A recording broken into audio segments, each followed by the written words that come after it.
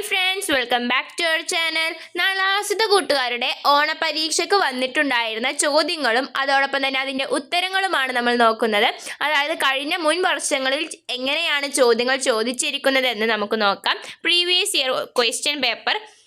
അപ്പോൾ ആദ്യം തന്നെ നമുക്ക് നിർദ്ദേശങ്ങളായിട്ട് കൊടുത്തിട്ടുണ്ട്. അതായത് മൊത്തം നമുക്ക് കൊടുത്തിരിക്കുന്നത് 6 പ്രവർത്തനങ്ങളായിരിക്കും. അതിലെ ഒന്നാമത്തെ പ്രവർത്തനം എന്ന് പറയുന്നത് എല്ലാവരും നിർബന്ധമായും ഉത്തരം എഴുതേണ്ടതാണ്. ബാക്കി 2 മുതൽ 6 വരെയുള്ള പ്രവർത്തനങ്ങളിൽ ഏതെങ്കിലും 4 എണ്ണത്തിന് കൂട്ടുകാർക്ക് നന്നായി അറിയാവുന്ന ഏതെങ്കിലും 4 എണ്ണത്തിന് ഉത്തരം എഴുതിയാൽ മതി. അതാണ് നിർദ്ദേശത്തിൽ കൂടുതൽ കൊടുത്തിരിക്കുന്നത്. അപ്പോൾ നമുക്കിനി ഓരോ പ്രവർത്തനങ്ങളിൽ ഓരോന്നായി നോക്കാം. പ്രവർത്തനം 1, ഉത്തരം എഴുതാം. കഥാഭാഗം ശ്രദ്ധയോടെ വായിക്കും. നേരം വല്ലാതെ വൈകി. സ്കൂളിൽ ബെല്ലടിച്ചിട്ടുണ്ടാകും. കയ്യിൽ കുടയില്ല. ഈ മഴയൊന്ന് കുറഞ്ഞെങ്കിൽ അബു പ്രാർത്ഥിച്ചു. പക്ഷേ മഴക്ക് അവനോട് ദയ തോന്നിയതേയില്ല. അവൻ ഇറങ്ങി നടന്നു. കൂട്ടുകാരുടേതുപോലൊരു പുള്ളിക്കുട എത്ര പ്രാവശ്യം അബു സ്വപ്നം കണ്ടിരിക്കുന്നു. ഉമ്മയോട് പറഞ്ഞു മടുത്തു. ഉമ്മ കേട്ട ഭാവം നടിക്കുന്നതേയില്ല. നനഞ്ഞു കുതിർന്ന ക്ലാസിൻ്റെ പടി കയറുമ്പോൾ തീ പാറുന്ന നോട്ടവുമായി നിൽക്കുന്ന മീര ടീച്ചറായിരുന്നു അബുവിൻ്റെ മനസ്സിൽ. അവൻ ക്ലാസിൻ്റെ വാതിൽക്കൽ കണ്ണടച്ചു നിന്നു. അബു നനഞ്ഞു പോയോ? വാ, ഞാൻ തോർത്തിത്തരാം. കണ്ണു തുറക്കുമ്പോൾ ചേർത്തു പിടിച്ചുകൊണ്ട് ഒരു ചിരിയുമായി ഹെഡ് ടീച്ചർ. അപ്പോൾ അബു എന്തിനോ ഉമ്മയെ ഓർത്തുപോയി. 1 മുതൽ 5 വരെയുള്ള ചോദ്യങ്ങൾക്ക് ഏറ്റവും യോജിച്ച ഉത്തരം തിരഞ്ഞെടുത്ത് എഴുതുക. അപ്പോൾ ഈ ഭാഗം വായിച്ച് ഇതുമായി ബന്ധപ്പെട്ടുള്ള ചോദ്യങ്ങളായിരിക്കും താഴെ കൊടുത്തത്. അപ്പോൾ നമുക്ക് അതിൽ നിന്ന് ശരി ഉത്തരം എഴുതാനാണ് പറഞ്ഞിട്ടുള്ളത്. ഒന്നാമത്തെ ചോദ്യം നോക്കാം. മഴക്ക് അവനോട് ദയ തോന്നിയതേയില്ല എന്ന വാക്കിൻ്റെ ഈ കഥയിലെ അർത്ഥമെന്ത്? ഓപ്ഷനായിട്ട് കൊടുത്തിട്ടുണ്ട്. മഴ പെയ്തതേയില്ല, മഴ ശക്തിയായി പെയ്തുകൊണ്ടിരുന്നു, മഴ പെട്ടെന്ന് നിന്നു, മഴയുടെ ശക്തി കുറഞ്ഞു. ഏതാണ്? ഓപ്ഷൻ ബി ആണ് ഉത്തരമായിട്ട് വരുന്നത്. മഴ ശക്തിയായി പെയ്തുകൊണ്ടിരുന്നു. രണ്ടാമത്തെ ചോദ്യം. ഉമ്മ കേട്ട ഭാവം നടിക്കുന്നതേയില്ല. എന്തായിരുന്നു ഉമ്മയോടുള്ള അബുവിൻ്റെ ആവശ്യം? ഓപ്ഷൻസ് ഉണ്ട്. മഴക്കോട്ട്, മഴയത്ത് കളിക്കൽ, മഴയുള്ളപ്പോൾ സ്കൂളിൽ പോകാതിരിക്കൽ, പുള്ളിക്കുട. എന്തായിരുന്നു? ഓപ്ഷൻ ഡി ആണ് ഉത്തരം. പുള്ളിക്കുടയാണ്. മൂന്നാമത്തെ ചോദ്യം. അവൻ നടന്ന് ക്ഷീണിച്ചു. അടിവരയിട്ടത് സമാനമായി ഏത് പ്രയോഗമാണ് കഥയിലുള്ളത്? അടിവരയിട്ടിരിക്കുന്നത് നടന്നു എന്നതാണ്. അപ്പോൾ അതിൻ്റെ സമാന പദം എന്താണ്? ഓപ്ഷൻ കൊടുത്തിട്ടുണ്ട്. മെല്ലെ മെല്ലെ, ഇറങ്ങി നടന്നു, പറഞ്ഞ് കേട്ട്. എന്താണ്? പറഞ്ഞ് എന്നതാണ്. ഇനി നാലാമത്തെ ചോദ്യം. മഴക്ക് അവനോട് ദയ തോന്നിയതേയില്ല. അടിവരയിട്ട വാക്കിനു പകരം വെക്കാവുന്ന പദമേത്? അടിവര ഇട്ടിരിക്കുന്നത് ദയ എന്നതാണ്. അപ്പോൾ അതിന് പകരം എന്താണ് വെക്കാൻ പറ്റുക? ഓപ്ഷൻ ഉണ്ട്. ശീതളം, കനിവ്, തിങ്കൾ, പീഡ. ഉത്തരം ബി ആണ്, കനിവാണ്. ഇനി അഞ്ചാമത്തെ ചോദ്യം. ക്ലാസിൻ്റെ പടി കയറുമ്പോൾ തീ പാറുന്ന നോട്ടവുമായി നിൽക്കുന്ന മീര ടീച്ചർ ആയിരുന്നു അബുവിൻ്റെ മനസ്സിൽ. അടിവരയിട്ട പ്രയോഗം ശ്രദ്ധിച്ചല്ലോ. തീ പാറുന്ന നോട്ടവുമായി. എന്തായിരിക്കും അപ്പോൾ ടീച്ചറുടെ ഭാവം? വാത്സല്യം, സ്നേഹം, ചിരി, ദേഷ്യം. ഉത്തരം ദേഷ്യം. അപ്പോൾ ഇങ്ങനെയാണ് ഒരു ഭാഗം തന്നിട്ട് അതുമായി ബന്ധപ്പെട്ടുള്ള ചോദ്യങ്ങൾക്ക് ഉത്തരം എഴുതേണ്ടത്. അപ്പോൾ ഇതുപോലുള്ള ചോദ്യം എന്തായാലും പരീക്ഷയ്ക്ക് ഉണ്ടാവുന്നതാണ്. ഇനി പ്രവർത്തനം 2 നോക്കാം. സംഭാഷണം എഴുതും.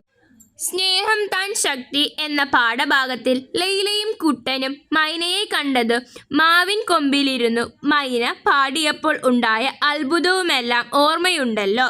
ലൈലയും കുട്ടനും ഇക്കാര്യം പിന്നീട് അവിടേക്ക് വന്ന അമ്മയോട് പറഞ്ഞു. എന്തൊക്കെയായിരിക്കും അവർ തമ്മിൽ സംസാരിച്ചിരിക്കുക? എഴുതി നോക്കും. അപ്പോൾ ലൈലയും അമ്മയും കുട്ടനും തമ്മിലുള്ള ഒരു സംഭാഷണം എഴുതാനാണ് പറഞ്ഞിട്ടുള്ളത്.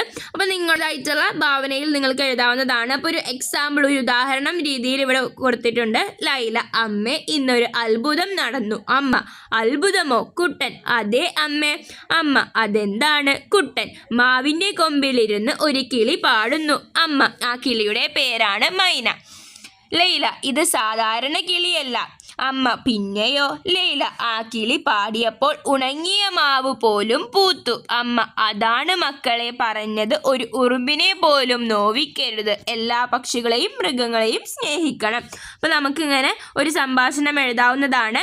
ഇനി നമുക്ക് അടുത്ത പ്രവർത്തനം നോക്കാം. അപ്പോൾ പ്രവർത്തനം 3 ആസ്വാദനക്കുറിപ്പാണ്. ഇവിടെ വൈലോപ്പിള്ളിയുടെ എഴുതിയിട്ടുള്ള കുഞ്ഞുമണികൾ എന്നതിൽ നിന്ന് എടുത്തിട്ടുള്ള ഒരു അമ്മക്കിളി എന്ന് പറയുന്ന ഒരു കുറച്ച് 4 വരികൾ കൊടുത്തിട്ടുണ്ട്. അപ്പോൾ ഈ കവിത വായിച്ചതിന് ശേഷം കവിത ഇഷ്ടപ്പെട്ടോ, എന്തുകൊണ്ട്, അടയിരിക്കുന്ന കിളിയെക്കുറിച്ചും മുട്ടകളുടെ ഭംഗിയെക്കുറിച്ചുമെല്ലാം കവി എന്തൊക്കെയാണ് പറയുന്നത്, കവിതയിലെ വാക്കുകൾ, ഭംഗി, നല്ല പ്രയോഗങ്ങൾ, ഇഷ്ടപ്പെട്ട വരികൾ എന്നിവ കൂടി ഉൾപ്പെടുത്തി ഒരു ആസ്വാദനക്കുറിപ്പ് തയ്യാറാക്കാനാണ് പറഞ്ഞിട്ടുള്ളത്. അപ്പോൾ നമുക്ക് ആദ്യം തന്നെ ഇതിൻ്റെ ഹെഡിങ് ആയിട്ടുള്ള അമ്മക്കിളി എന്നെഴുതാം. അതിനുശേഷം കവിയെ പരിചയപ്പെടുത്തിക്കൊണ്ട് നിങ്ങൾക്ക് എന്താണ് ആ കവിത വായിച്ചപ്പോൾ മനസ്സിലായത് അത് നമുക്ക് എഴുതാവുന്നതാണ്. ആസ്വാദനക്കുറിപ്പ് നോക്കാം. അമ്മക്കിളി. കവി വൈലോപ്പിള്ളി ശ്രീധരമേനോന്റെ കുഞ്ഞുമണികൾ എന്ന സുന്ദരമായ കവിതയിൽ നിന്നെടുത്തതാണ് ഈ വരികൾ. അമ്മയ്ക്ക് തൻ്റെ കുഞ്ഞിനോടുള്ള അമിത സ്നേഹം കാണിക്കുന്ന വരികളാണ് ഈ കവിതയിൽ നാം കാണുന്നത്. കൂട്ടരെ, കൂട്ടിലെ എന്നിങ്ങനെ വളരെയധികം അക്ഷരങ്ങൾ ആവർത്തിച്ചു വരുന്നത് കവിതക്ക് ഭംഗി കൂട്ടുന്നു. അമ്മക്കിളിയുടെ കണ്ണും കരളുമായ രസക്കുടുക്കയിൽ നിന്ന് കുഞ്ഞുങ്ങൾ പുറത്തു വരുന്നത് നോക്കി പ്രാർത്ഥനയോടെ കാത്തിരിക്കുകയാണ് അമ്മക്കിളി. ആ മുട്ടകളെ തല്ലി ഉടയ്ക്കല്ലേ എന്നും കവി പറയുന്നു. ഇനി നമുക്ക് പ്രവർത്തനം 4 നോക്കാം. പ്രവർത്തനം 4 കുറിപ്പെഴുതാം.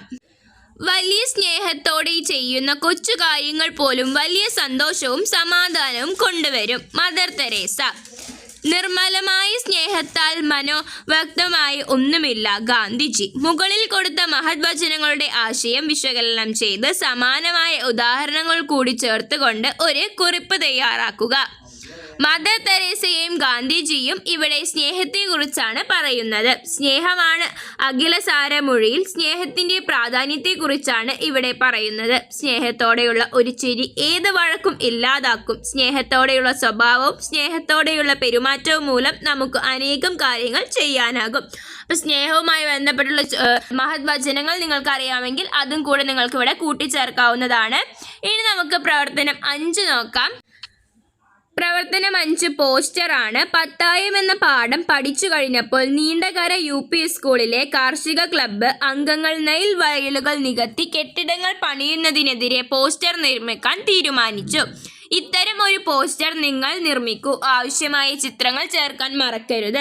അപ്പോൾ പോസ്റ്റർ തയ്യാറാക്കാനാണ് പറഞ്ഞിട്ടുള്ളത്. അപ്പോൾ പോസ്റ്ററിന് നിങ്ങൾക്ക് കഴിയുമെങ്കിൽ ചിത്രമൊക്കെ വരച്ചിട്ട് മനോഹരമാക്കാവുന്നതാണ്. അതുപോലെ തന്നെ നിങ്ങൾക്ക് എന്തെങ്കിലും എഴുത്ത്, അതായത് ഇവിടെ പറഞ്ഞിട്ടുള്ളത് എന്താണ്, കെട്ടിടങ്ങൾ നികത്തി, വയലുകൾ നികത്തി കെട്ടിടങ്ങൾ പണിയുന്നതിനെതിരാണ്. അപ്പോൾ നെൽവയലുകൾ നികത്തുന്നത് തടയൂ, നാടിനെ രക്ഷിക്കൂ എന്ന് നമുക്ക് എഴുതിയിട്ടൊരു ചിത്രമൊക്കെ നിങ്ങൾക്ക് വരക്കാവുന്നതാണ്. അപ്പോൾ അങ്ങനെ കൂട്ടുകാർ ചെയ്യാൻ ശ്രമിക്കണം. ഇനി പ്രവർത്തനം 6 നോക്കാം. പ്രവർത്തനം 6 കഥാപൂരണം.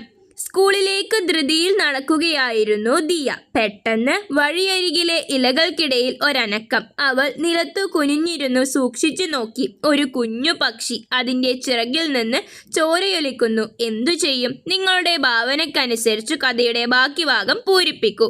ഉചിതമായ തലക്കെട്ട് നൽകാൻ മറക്കരുത്. അപ്പോൾ ഇവിടെ പറഞ്ഞിട്ടുള്ളതിൻ്റെ ബാക്കി നിങ്ങൾക്ക് എങ്ങനെയും എഴുതാവുന്നതാണ്. അപ്പോൾ നിങ്ങളുടെ ഭാവനയ്ക്കനുസരിച്ച് എഴുതുകയും അതുപോലെ തന്നെ തലക്കെട്ടും എഴുതാനാണ് പറഞ്ഞിട്ടുള്ളത്. അപ്പോൾ നമുക്ക് എന്തെഴുതാം? ഒരു കുഞ്ഞു കിളി എന്ന് പറഞ്ഞിട്ട് നമുക്ക് തലക്കെട്ട് എഴുതാവുന്നതാണ്. ദിയ കുഞ്ഞു കിളിയെയും എടുത്ത്, ബാക്കി ഭാഗമാണ്, എടുത്ത് വീട്ടിലേക്ക് തിരിച്ചു ഓടി. വീട്ടിലെത്തിയ ഉടനെ അവൾ കുഞ്ഞു കിളിയുടെ മുറിവിൽ മരുന്ന് വെച്ച് കെട്ടി. ശേഷം അതിന് കഴിക്കാൻ പഴവും പാലുമെല്ലാം നൽകി. കുറച്ചു ദിവസങ്ങൾക്ക് ശേഷം കുഞ്ഞിക്കിളിയുടെ മുറിവുകളെല്ലാം ഉണങ്ങി. അവർ രണ്ടുപേരും ആടിയും പാടിയും കളിച്ചു ചിരിച്ചും സന്തോഷകരമായി ജീവിച്ചു. ഒരു ദിവസം കുഞ്ഞിക്കിളി ദിയ മോളോട് പറഞ്ഞു, എനിക്ക് എൻ്റെ അച്ഛനെയും അമ്മയെയും കാണാൻ കൊതിയാവുന്നു. ഞാൻ അവരുടെ അടുത്തേക്ക് പോയിക്കോട്ടെ? അത് ശരിയാണല്ലോ, നീ പോയിക്കോ, പക്ഷെ ഇടയ്ക്കിടെ എന്നെ കാണാൻ വരണേ, ദിയ മോൾ കുഞ്ഞിക്കിളിയോട് പറഞ്ഞു. കുഞ്ഞിക്കിളി സന്തോഷത്തോടെ പറന്നുപോയി. അപ്പോൾ നമുക്ക് അങ്ങനെ ഈ കഥ ബാക്കി ഭാഗം പൂരിപ്പിക്കാവുന്നതാണ്. അപ്പോൾ ഇത്രയും ചോദ്യങ്ങളായിരുന്നു ഒരു ക്വസ്റ്റ്യൻ പേപ്പറിൽ ഉണ്ടായിരുന്നത്. അപ്പോൾ ഈ ക്വസ്റ്റ്യൻ പേപ്പർ നിങ്ങൾക്ക് യൂസ്ഫുൾ ആയി മനസ്സിലായി എന്ന് വിചാരിക്കുന്നു. Thanks for watching.